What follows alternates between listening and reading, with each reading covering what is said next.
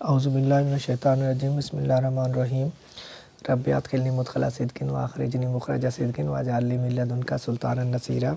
आज हम पढ़ने जा रहे हैं अरिस्टोटल को, उसकी लाइफ स्केच, बायोग्राफ़ी और उसके वर्क के बारे में हम बात करेंगे। जो कि आप जानते हैं हमारी जो सीरीज़ चल रही है क्वालिफ़ाई हेड मास्टर और मिस्ट्रेस के सिलसिले में, उसमें हम सब्जेक्टिव को डिस्कस कर रहे हैं ताकि आपकी जो कॉन्सेप्ट्स हैं वो क्लियर हों, ताकि आपकी जो टेस्ट है रिटन टेस्ट के साथ साथ आपके इंटरव्यू की तैयारी भी साथ साथ में होती रहे।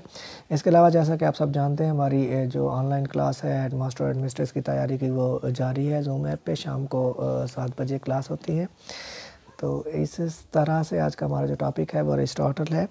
प्लेटो student Aristotle was the tutor of Alexander the Great. Plato का स्टूडेंट था अरस्तु और ये अलेक्जेंडर द ग्रेट का उस्ताद था। मतलब अगर हम इनकी चेन को देखें तो सबसे पहले सोक्रेटिस है, उसके बाद उसका जो स्टूडेंट है वो प्लेटो है, प्लेटो का अरिस्टोटल है और अरिस्टोटल का अलेक्जेंडर द ग्रेट है। इसको अगर हम इसका एक एक्रोनिम बनाएं तो वो बनता है spa, SPAA। S for Socrates, P for Plato, A for Aristotle and next A for Alexander. Aristotle founded on the Lyceum an Athenian philosophical school and wrote extensively on physics, astronomy, zoology, botany, logic, ethics and metaphysics।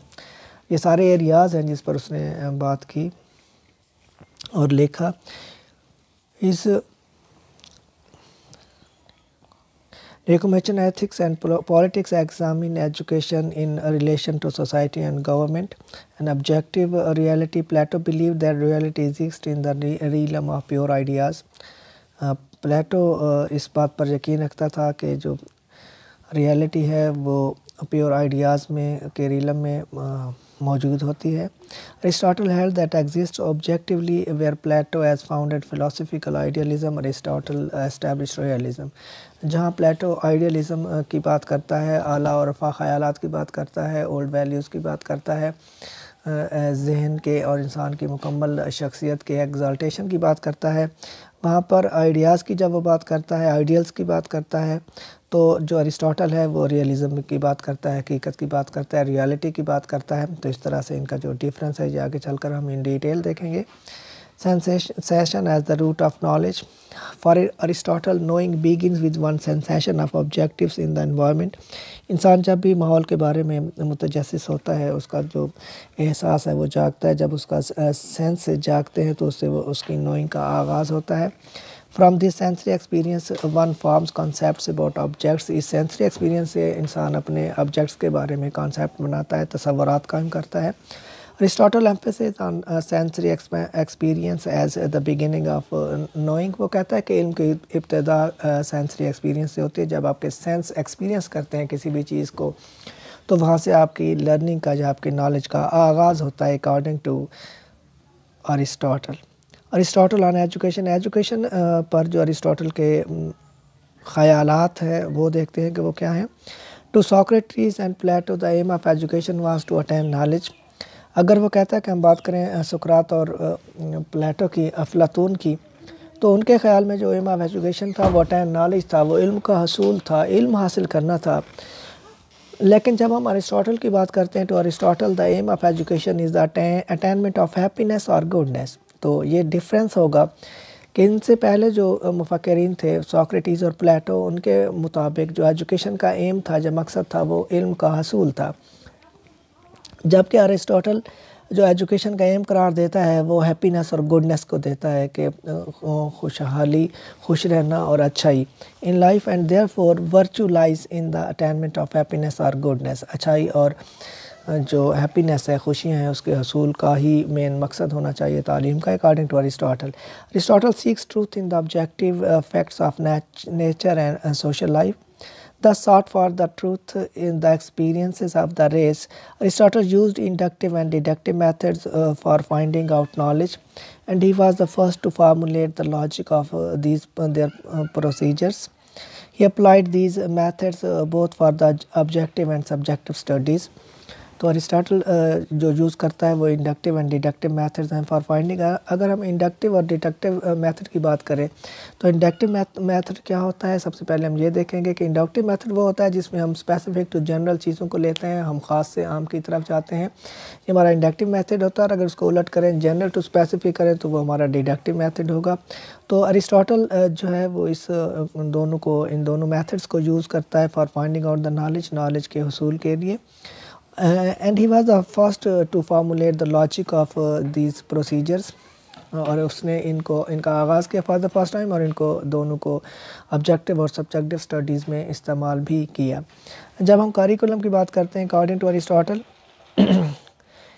तो curriculum क्या होना चाहिए according to Aristotle? Infant schooling was to consist of play, physical activities and appropriate stories. जो infant की schooling है उसमें शामिल है, इसको आप प्री स्कूलिंग भी कह सकते हैं, जिसमें प्ले है, फिजिकल एक्टिविटीज़ हैं और अप्रोप्रिएट स्टोरीज़ हैं, कहानियाँ हैं, जिस्मानी सरगर्मियाँ हैं और खेल कूद है। From the age of 7 to 14, leaders basic numeric and literacy and proper moral habits to prepare them for further study in liberal arts. 7 से 14 साल की उम्र में उन्हें बेसिक रियाजी, लिटरेसी और मुख्तलिफ जो मखसूस किस्म की आदत हैं वो सिखाई जाती हैं। इसके बाद अगर हम बात करें नेक्स्ट स्टेज की, तो from the age of 15 to 21 youth would study mathematics, geometry, astronomy, grammar, literature, poetry, rhetoric, ethics and politics. ये वो वाले सब्जेक्ट्स हैं जो इंसान को वो कहता है कि रेकमेंड करता है 15 से 21 साल की उम्र तक ये होने चाहिए। उसके बाद at the age of 21 students would proceed to more theoretical subjects such as physics, cosmology, biology, इसके बाद साइकोलॉजी, लॉजिक एंड मेटाफिज़िक्स। तो इसने 4 हिस्सों में तकसीम किया है कि सबसे पहले जो इन्फेंट है उनकी स्कूलिंग जो है उसमें बेसिक चीज़ें होंगी, प्ले, फिज़िकल एक्टिविटीज़ और स्टोरीज़ होंगी। इसके बाद फ्राम 7 to 14 वो बताता है कि न्यूमेरिक, लिटरेसी और मॉरल हैबिट्स होंगी। From 15 to 21 mathematics, geometry, astronomy, grammar, literature, poetry etcetera होंगे। और इसके बाद 21 जो ईयर्स ऑफ एज है उसमें स्टूडेंट जो है वो सब्जेक्ट्स, थ्योरेटिकल सब्जेक्ट्स पढ़ेंगे, जैसा कि फ़िज़िक्स, कॉस्मोलॉजी, बायोलॉजी वगैरह। ये तो था करिकुलम। इसके बाद लिमिटेड रोल ऑफ वेमेन की जब हम बात करते हैं तो believing women were intellectually inferior to man, इस बात को वो बिलीव करता है। अरिस्टोटल के जो ख़वातीन होती हैं वो मैन से, मर्दों से इन्फीरियर होती हैं intellectually. Aristotle was concern with male education, उसका जो मेन मकसद था, फोकस था, वो जस्ट मेल की एजुकेशन पर था। Girls were to be train to form the household and child rearing duties necessary for their future roles as wives and mothers. वो कहता है कि ख़वातीन को, गर्ल्स को जस्ट उनके बुनियादी जो चीज़ें हैं वही सिखाई जाएँ जिससे वो बेहतरीन माएँ और बीवियाँ बन सकें। अरिस्टोटल्स थ्योरी ऑफ नॉलेज के बारे में अरिस्टोटल्स की जो थ्योरी है वो क्या है? Aristotle a realist differs from Plato and idealist Plato से ये डिफ़र करता है Aristotle.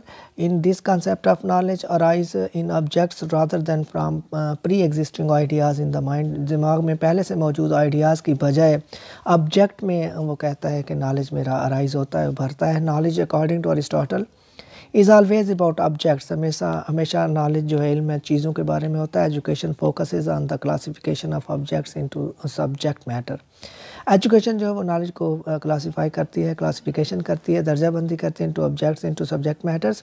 From the age of 35 to 50 Plato believed individuals were qualified to perform their civic duties and become rulers or philosopher. Men were ready to take जो Aristotle to take the responsibilities, ये Plato कहता था। जबकि जो Aristotle का कहना है वो कहता है कि इसका जो ये रियलिस्ट है, इसकी जो अप्रोच है, जो थिंकिंग है वो आइडियलिस्ट प्लेटो से मुख्तलिफ है। कॉन्सेप्ट ऑफ नॉलेज की अगर हम बात करें तो जो आइडियलिज़म है उसके मुताबिक प्री एग्जिस्टिंग जो आइडियाज़ हैं इन द माइंड वही उनका कंसेप्ट होना ज़रूरी है, जबकि अरिस्टोटल के अकॉर्डिंग ऑब्जेक्ट्स जो है वो फोकस किए जाने चाहिए नॉलेज में रादर देन आइडियाज़। तो ये थे अरिस्टोटल के बहुत से अक़वाल मशहूर हैं, जिसमें सबसे पहली जो मैं आपसे शेयर करना चाहूँगा वो ये था कि एक जाते हुए एक बंदे ने अरिस्टोटल से कहा कि ठहरे, मैंने आपसे एक बात करनी है। तो उसने पूछा कि अरिस्टोटल ने पूछा कि जो आप बात कर रहे हैं उसमें कोई भलाई है? तो उसने कहा जी, जवाब देने वाले ने कहा नहीं जी कोई भलाई नहीं है। तो अरिस्टोटल ने पूछा कि उसमें सच्चाई है, आपको उसकी सच्चाई पर 100% यकीन है, are you sure about the truth of this matter. तो उसने कहा नहीं, मुझे सोच कर बताया कि मुझे तो उस पर उसकी सच्चाई पर भी यकीन नहीं है। तो आखिर में तीसरा सवाल पूछा अरिस्टोटल ने कि क्या उसमें मेरे लिए कोई फ़ायदा है। तो उस बंदे ने थोड़ी देर सोचने के बाद कहा कि नहीं, मुझे तो आपके लिए कोई फ़ायदा नज़र नहीं आता। तो अरिस्टोटल ने कहा कि एक ऐसी बात जिसमें ना भलाई है, ना सच्चाई है, ना मेरे लिए कोई मफाद या फ़ायदा है, तो मैं क्यों सुनूं। तो ऐसी बात मैं सुनना भी गवारा नहीं करता जिसमें ये तीनों चीज़ें हों। तो कहने का मतलब उसका ये था, ये एक फ़लसफ़ा था कि अगर आप इन तीन अगर किसी भी बात को शेयर करने से पहले देख लें कि उनमें ये तीनों चीज़ें हैं तो उसे दूसरों से शेयर करें, अदरवाइज़ अपना और दूसरों का वक्त ज़ाया ना करें। अपना बहुत सा ख्याल रखिएगा। अल्लाह हाफ़िज़।